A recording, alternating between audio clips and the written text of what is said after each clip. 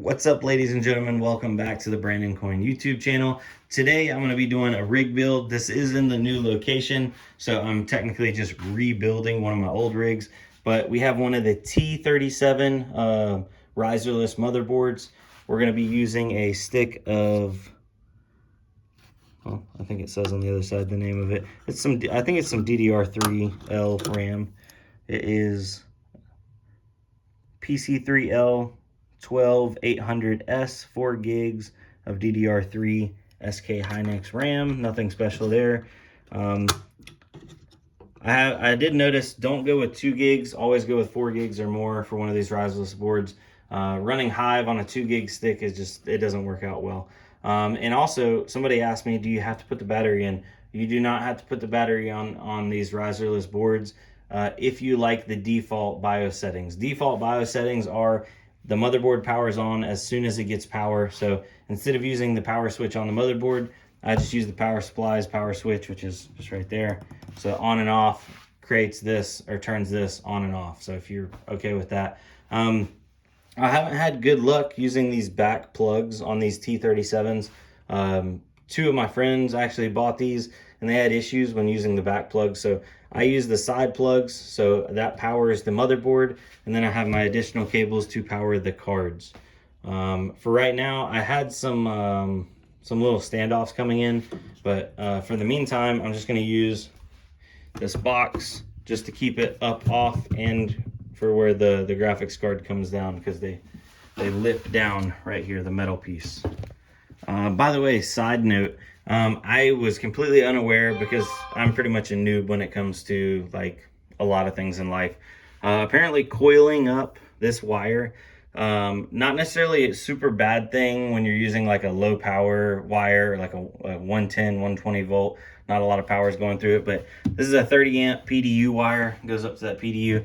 Good amount of power is going to be going through this, and when coiling it up, it creates extra heat due to something.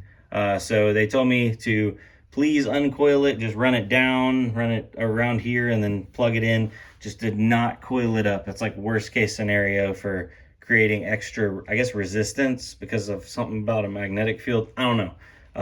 But coiling, bad, apparently. I don't know. There's probably going to be people in this video that say you don't have to coil it, or you can coil it. I don't know. But if that is a bad thing, thank you guys for telling me, because I'm about to uncoil it. All right, so for everybody that's involved, I was gonna like put a zip tie right there and just leave it like that. Is that better? Does this work?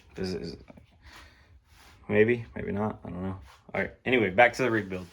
All right, so luckily these boards are super simple. They already have the slots for the risers for the cards to go in. You don't need any risers. That's why they call them riserless boards. You can power most of them just off a 12 volt. There are certain models that do need a 24 pin, but this one will run solely off of 6 pins. So powering it today is going to be a 750 watt HP server power supply. I typically get most of mine from Parallel Miner, but you can find them all over the place, eBay, Amazon, any of them. These breakout boards are just powered on by this little button right here, on, off. You can sync them with the ATX power supply by using a Molex into there. I don't do that typically, just because depending on the delay, you could have issues with the cards not showing up. So the next thing is I'm going to get ready and run the power wires to the actual motherboard. So the power on this motherboard, on the T37, I suggest going into the side. And yeah, let's get it, dude. All right, so now we got these all plugged in, so that's going to supply power to all these risers and the CPU. So we don't need any additional power to run the motherboard. The motherboard is up and ready to go. So now it's time to actually slot some cards in there.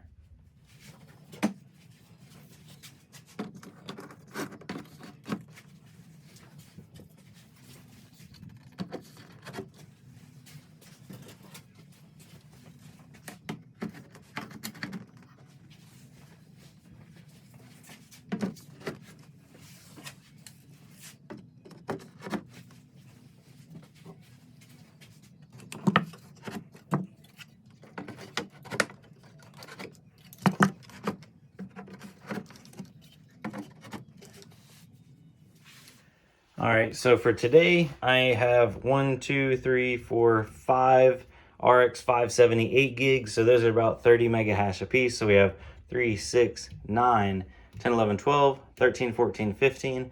And these are both 1660 supers. Those are about 60 mega hash because they're about 30 a piece. So 18 and then 21. So this entire rig of 7 cards, which we do have an open slot, so I'm going to be bringing another card over here, will do about 210 mega hash, give or take. You know, obviously there's a little bit of fluctuation. These guys do a tad bit more than 30, and then this one Sapphire is like 29. It's a little underperformer. But now that we have those slotted in, they're slotted in pretty good. I am working with somebody, GadCAD. I have his link down below in my description. Some of this stuff is not available yet, but there's like a linked crossbar that goes to kind of give these some more rigidity and keep them off of each other, because some of them lean more than others. Hopefully that will be ready and sent over soon, because I want to do that. Then also the standoffs, because right now to get the proper clearance, so that way this doesn't hit the actual wood and then create like a tension point, I have to have something underneath it. I got a box underneath it right now, but I definitely don't want to leave it like that. So next step, we're going to plug the wires in to the actual graphics cards. So 8-pin, 8-pin, 8-pin, 8-pin. This one is particular. The Sapphire 570s, once you flash them, it's got an 8-pin and a 6-pin. You only need to power that 8-pin. You don't have to power that 6-pin. Don't know why it is particularly with these cards. I think there are some other cards where you can get away with that, but I know these because I have a couple of these and I've done it and I've run it and they've been happy. And then also some 8-pins for these 1660 supers. So I'm gonna run those wires, try to keep it as wire management, or wire managed as best as possible. I don't know, but yeah, check back in. All right, so we have power going to all of the cards, and tried to tidy it up as best as I can.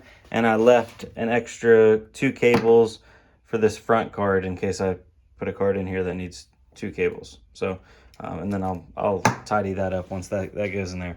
Went ahead and ran Ethernet, got that going up to this little switch. This is a temporary one. I'm gonna be bringing my 16 port over here and have that mounted up there. But for the time being, an 8 port should get me by.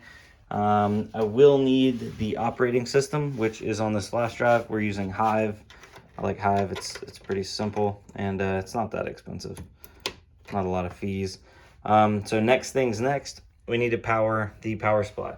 So we're powering the power supply from PDUs. These are 30 amp, 240 volt PDUs that run off of a L630.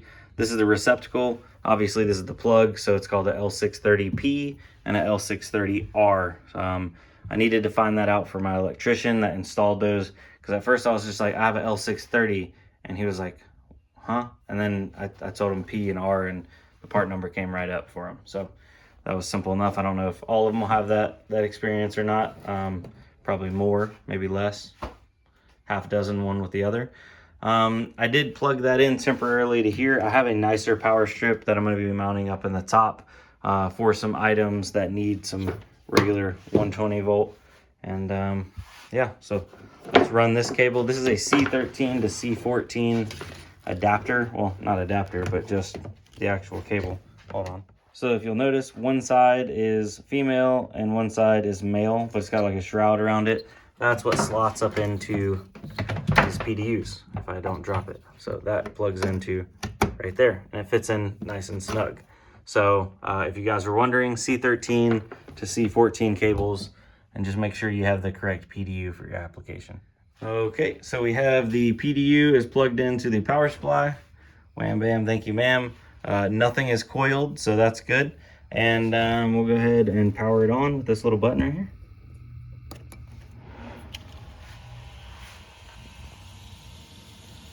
These cards are making a little bit of noise. No smoke. Yeah, no smoke, so that's good.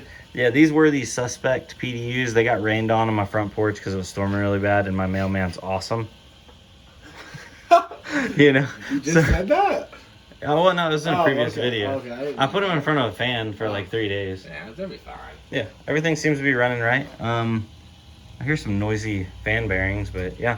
So let me stop recording with my phone so that way I can check on Hive and see if these bad boys show up. I think, are we talking? Do we have blinking lights up here? Yeah. Oh yeah, it's You talking. good. You got All it right. now. Be right back. All right, so I didn't even make it out of here, and if you guys can tell, they came alive. They're running. So I do have these all set to 100% fan, and they're doing it. They're doing the fan thing. I'm gonna give it a second and let that the hash rate come up, and then see if we're doing full hash. What you think, babe? Be a shame if someone would miss it, you know. Yeah. Made its way into the shed. Oh yeah, the old shed. No, it looks really good. I like the wire management. Yeah, people. I had a couple people ask like, "How's your shed growing and stuff, and how you're expanding?" And Not at the moment. I'm actually in the middle of building a house, so yeah, kind of slowed me down a little bit. it happens. Yeah. But you might be buying stuff. Yeah, tonight I'm going to pick up 2 GPUs. Yeah. Okay. Slowly Keep gonna it get back secret into stuff, it. Yeah, right? secret stuff. Yeah. All right. Well, maybe he'll tell us about those, and we'll see him tomorrow. Anyway, guys. Yeah. So we'll tune back in once the old hash rate levels off. Are they warm? Oh, somebody was like, man, I got roasted in my comments, and they were like, yo, it'd be a shame that if you cleaned your GPUs while you had everything apart. And I'm just like, dang, I really do need to. Get you like a can of air. Yeah, I was gonna grab some compressed air because I gotta come back over here and spend a lot of time in here. And from now on, like, I figure I'll just spray down each one of the cards. As for like memory temps and like repadding, I'm not gonna go that far because none of these were overheating. I'm gonna dust them up, get them looking fresh. Get them clean. Clean. Yeah, this is the 16th series. Yeah, those are both 1660s. Yeah, that one could use it. Oh, the power supply is working now. There we go. God, they get so loud. Mine are like that in my shed. Yeah, but once we close the door, Dad ain't gonna be able to hear them. Yeah. So, all right, well, let's go outside. Can you turn the light off?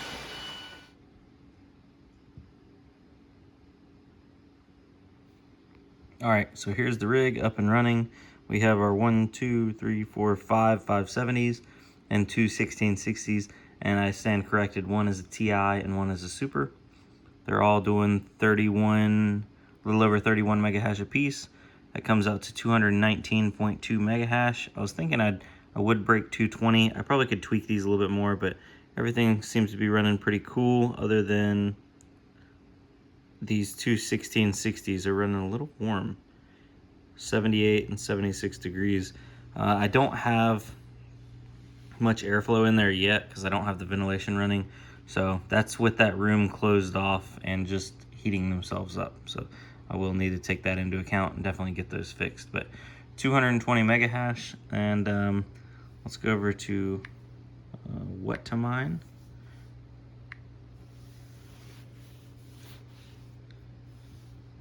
Curious to see what that's making a day right now. I'm gonna switch my hands. All right, so on what to mine, we go to Ethereum, because that's what we're mining here. Let's go to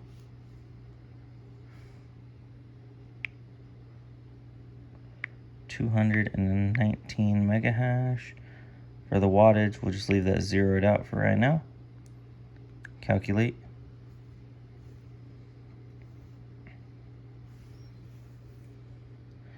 Currently, that rig is doing $8.91 a day. 8.91 times 30, $267 a month, not including power, obviously. So, depending on your power cost, it could be very profitable or not so profitable. I pay 10 cents per kilowatt hour, and right now it is very profitable. My power draw on that rig, I don't know the actual power draw because I don't have a kilowatt meter currently plugged into it. The software power draw is going to show really low because those are Polaris cards, 570s, 470s, 580s, 480s, and so on. They only report about half or a little over half the power. So the software power usage is not correct on those. So you got to take that and definitely add some. So I'll get the kilowatt meter out and get the actual power draw and do a follow-up video on this. But thanks for watching, guys. I appreciate it. I'll see y'all in the next one. Adios.